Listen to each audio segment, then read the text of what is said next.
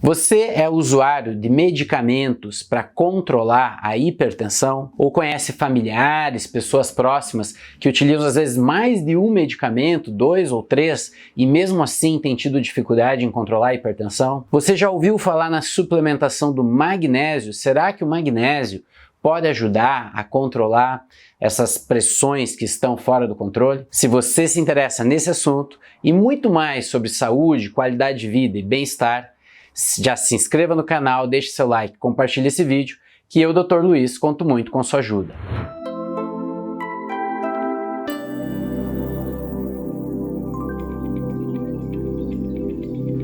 A dimensão desse problema é muito grande, né, pessoal? Todos nós temos parentes, conhecemos pessoas que utilizam medicamentos para tentar controlar a pressão arterial.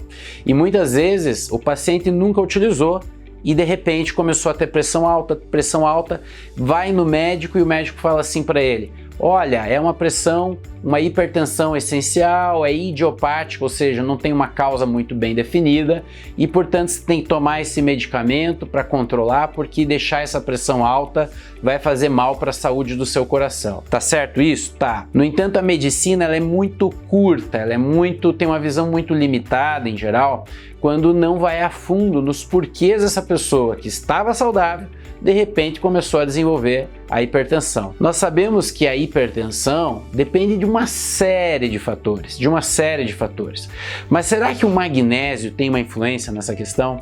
E aí é interessante, né? Antes de entrar nesse assunto do magnésio, só lembrando que pela OMS, no mundo inteiro, é estimado que 1,3 bilhão de pessoas têm hipertensão. Então, assim, é um problema de grande magnitude.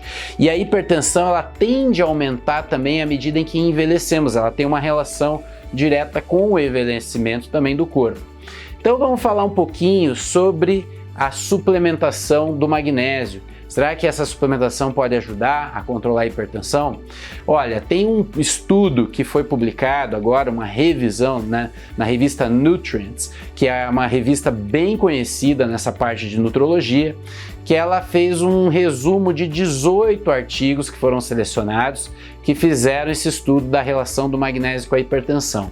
E esses estudos, esses artigos selecionados, eles mostraram vários componentes que podem entrar na relação do magnésio com a hipertensão. Eu vou citar alguns deles, tá? Então, por um lado, essa questão do magnésio, da deficiência do magnésio, está bastante relacionado à vasoconstrição. Por quê? Porque o magnésio, ele é um íon muito importante, a maior parte do íon magnésio está dentro das nossas células, não na corrente sanguínea, mas lá dentro das células. Na realidade, boa parte do magnésio está dentro dos ossos também, então o principal compartimento que reserva o magnésio no nosso corpo são os nossos ossos, cerca de 2/3. 1/3 está dentro das células e o restante, uma fração muito pequena do magnésio, está circulando na nossa corrente sanguínea, se distribuindo pelo corpo. E aí, esse íon dentro da célula, ele é muito importante. Por quê? Porque ele é quase como um antagonista, ele contrabalanceia os efeitos do cálcio. O cálcio é um íon muito importante no espaço extracelular e dentro da célula o magnésio é um íon muito importante. E o magnésio, quando ele começa a diminuir, a ter deficiência, nós não temos magnésio suficiente no corpo, a ação do cálcio aumenta muito, porque o magnésio ele bloqueia esses canais de cálcio. Existe até um medicamento antihipertensivo que é bloqueador do canal de cálcio, amlodipina, nifedipina e outros semelhantes. Então, quando a gente tem um magnésio equilibrado, ele bloqueia o canal de cálcio e os efeitos vasoconstritores do cálcio são controlados. Ou seja, a deficiência de magnésio aumenta a vasoconstrição por ter uma predominância do cálcio, né, nesse ambiente celular. Então já é um dos mecanismos que explica a importância do magnésio. Mas outros mecanismos bioquímicos também já foram mapeados por esses estudos. Por exemplo, o magnésio, aliás, ele está muito relacionado, a deficiência de magnésio, com o aumento da inflamação crônica de baixo grau. Então é muito comum, à medida que a pessoa vai declinando o magnésio, né, a sua absorção de magnésio, seja pela dieta, seja pela suplementação, que aumente a inflamação crônica subclínica, a inflamação crônica de baixo grau, que nós dizemos. Ou seja, alguns marcadores como o NF-κ-beta, que dispara várias citocinas inflamatórias no nosso corpo, a PCR, que é a proteína C reativa, aumenta também. O TNF-alfa, que também é um marcador de inflamação, aumenta. Então, à medida que temos menos magnésio, esses marcadores de inflamação começam a aumentar. Então, isso também, a inflamação crônica subclínica aumentada, vai facilitar a instalação da hipertensão arterial, né? Nós sabemos também que o magnésio, pessoal, fazendo um parênteses, ele é um cofator, ou seja, ele entra junto em processos de transformação, ele é cofator de cerca de 300 enzimas. As enzimas, elas fazem transformações de componentes dentro do nosso corpo. E hoje até é mapeado cerca de 600 enzimas que são dependentes desse magnésio. Ou seja, a deficiência de magnésio vai fazer essas reações bioquímicas no corpo serem prejudicadas, realmente trazendo efeitos, né, na nossa fisiologia. Então eu falei também desse efeito na inflamação crônica. Existe um efeito também dentro das paredes celulares das nossas artérias, né? O endotélio vascular. Na medida em que eu tenho mais inflamação e a deficiência de magnésio acelera a disfunção endotelial, eu vou ter aumento da agregação plaquetária por deficiência de magnésio, eu vou aumentar algumas células de sinalização de macrófagos que vão lá e estão na gênese da aterosclerose, que é aquela doença que vai obstruindo os vasos e vai aumentando o risco de infarto, de AVC. Ou seja, o magnésio, a deficiência de magnésio, ela também aumenta o risco dessas questões cardiovasculares. Nós temos, com a diminuição do magnésio, o magnésio é um cofator importantíssimo dentro da mitocôndria. A mitocôndria é a usina de energia do nosso corpo, que faz quebra do ATP em ADP, liberando fosfato e liberando energia. Se eu não tenho magnésio numa quantidade adequada no organismo, eu passo a não fazer essa quebra da ATP de uma forma otimizada e eu vou ter então uma mitocondriopatia, ou seja, eu tenho essa mitocôndria doente que não consegue fazer esses processos de geração de energia e, portanto, eu vou ter muito mais estresse oxidativo, porque eu não estou conseguindo transformar, eu vou inflamar muito mais. E o magnésio também é importante nesses mecanismos mitocondriais. Um outro mecanismo bioquímico e metabólico que o magnésio é super importante é que na medida em que eu tenho menos magnésio no meu corpo, eu passo a ter uma resistência à insulina muito maior, porque o magnésio é muito importante para a sinalização da insulina, para que eu consiga fazer a ação, né, os receptores de insulina possam estar disponíveis para a insulina. Se eu não tenho magnésio, eu não consigo fazer essas reações de forma ideal.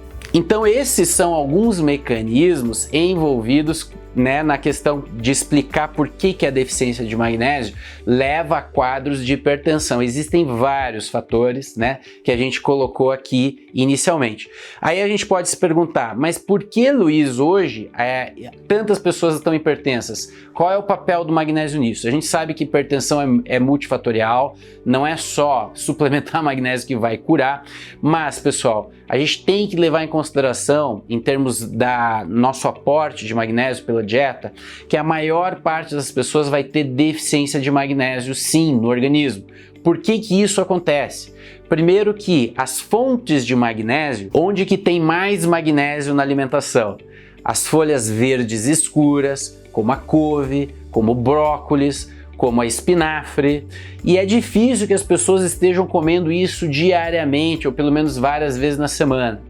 Outra fonte de magnésio importante, as nuts, né? Então as castanhas, as nozes, amêndoa, tudo isso tem que ser consumido diariamente e também é um produto que muitas pessoas não vão consumir diariamente. Os cereais integrais, como quinoa, ervilha, feijões, né, lentilha. Então esse tipo de alimento é rico em magnésio. E a gente vai ver que hoje a nossa alimentação ocidental, as pessoas tendem a comer muitos produtos processados, muitos alimentos processados que já são polidos.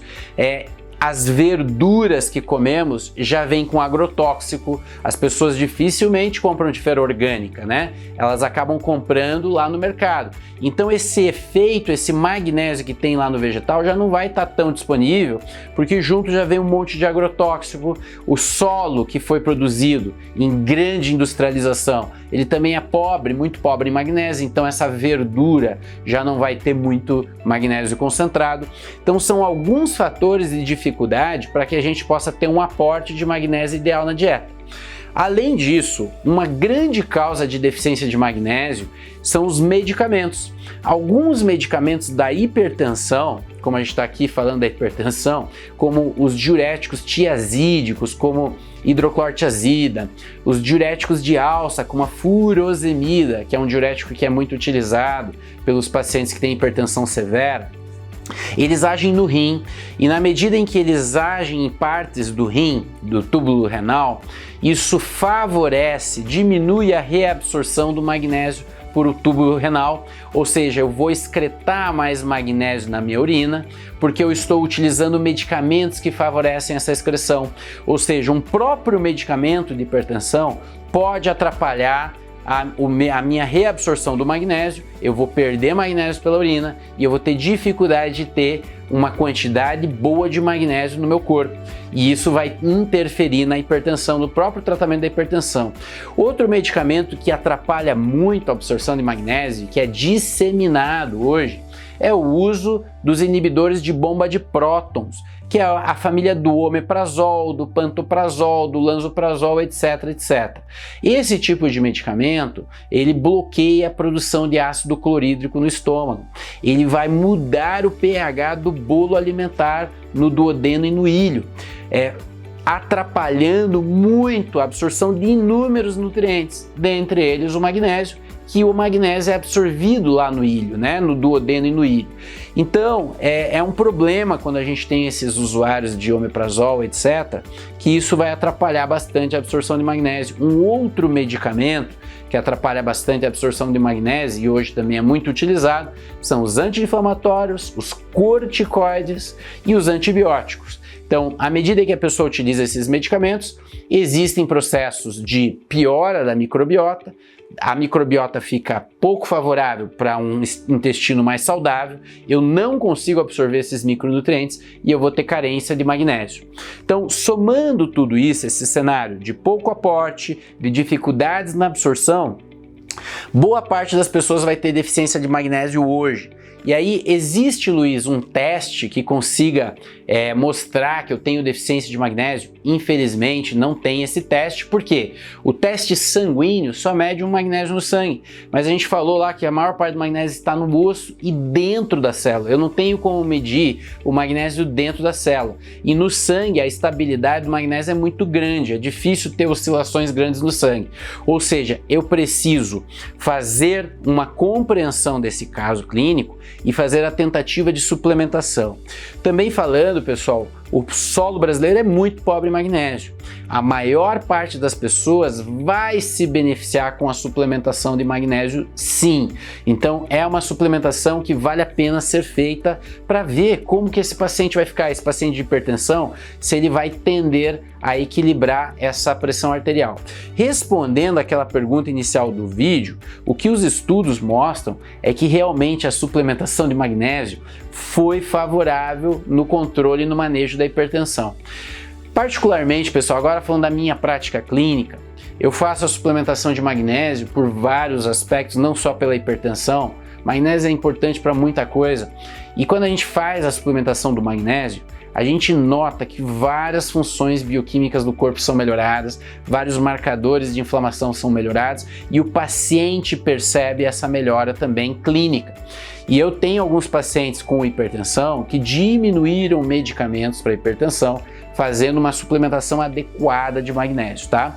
Às vezes essa suplementação é via oral, em cápsula concentrada. É claro que a gente vai orientar o paciente a melhorar a dieta. Às vezes a gente faz também endovenosamente, e também tem uma suplementação que eu gosto muito, é pelo magnésio na água, com as usinas de eletrólise. Então são algumas formas que você tem para aumentar o aporte de magnésio no seu organismo, tá bom? Então, resumindo, magnésio é importante sim.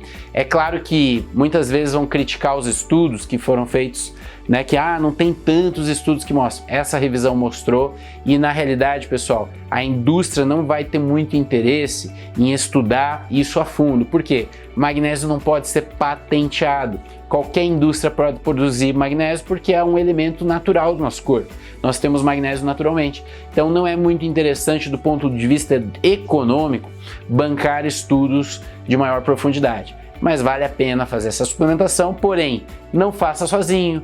Tenha um profissional que faça esse acompanhamento e que possa fazer o segmento de como você ficou após iniciar a suplementação de magnésio. Não deixe de tomar seus medicamentos de hipertensão também. Não é bem assim, né? Tem que ter um acompanhamento para fazer esse desbande. E se você gostou desse assunto, eu tenho aqui um presente para você. Se você clicar agora no link que está aqui no vídeo, eu tenho um e-book totalmente gratuito em que eu tenho lá as 15 vitaminas e sais minerais mais importantes para a longevidade. Já clique no link, receba esse e-book e depois eu quero saber os seus comentários se foi útil para você e para sua família. É sobre isso esse vídeo, espero que vocês tenham gostado, já deixe seu comentário aqui e até a próxima.